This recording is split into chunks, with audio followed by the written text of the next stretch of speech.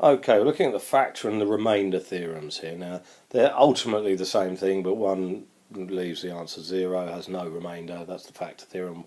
One does have a remainder. That's, strangely, the remainder theorem. So all you're basically doing is putting numbers in. So it says the function f of x equals x cubed plus 2x squared minus ax, oh dear, plus 1 has a remainder of 5 when divided by x plus 2, find a. So basically what they're saying is f of 2, alright, equals 2 squared plus 2 times, 2 cubed plus 2 times 2 squared minus 2a plus 1, and we're told that equals 5. I've overrun, I've gone into the other box slightly there. So let's sort all that out. So we get 8 plus 8 minus 2a plus 1 equals 5. We get 17 minus 2a equals 5, so therefore a is 6. That really is it. Okay, simples.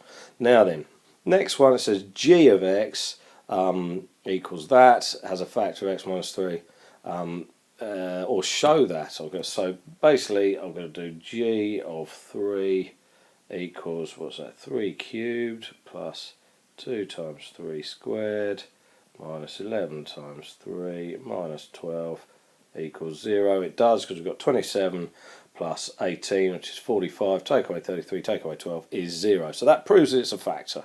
First thing, that'd be worth 1 mark probably. Alright, maybe 2 if you're very lucky. It then says, hence factorize fully. So what we've got to do is we've got to divide, alright, x minus 3 into x plus 2x squared, hold on, minus 11x minus 12. We've got to do a long division. Okay, again, I know there's another way of doing it that's a bit quicker, but they're expecting to see this. So, x times what makes x cubed? Well, you're going to get x squared.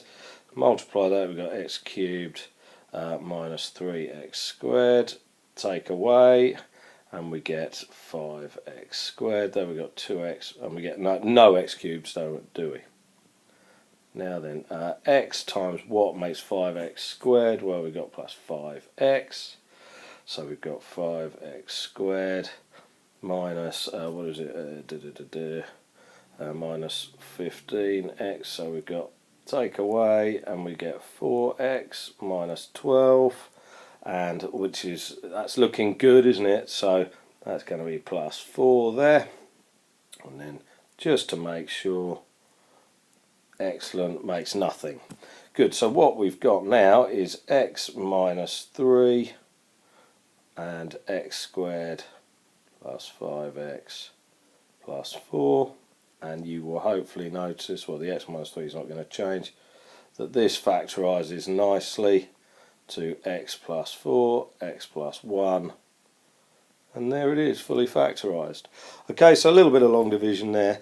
The only other sort of thing they might ask you is they'll say that one particular value will give a remainder of something, and there'll be 2 unknowns, an a and a b, say, and then put in another value and you get a different remainder, and it sets up simultaneous equations. But ultimately it's just, can you plug numbers into a function? And I'm sure you probably can.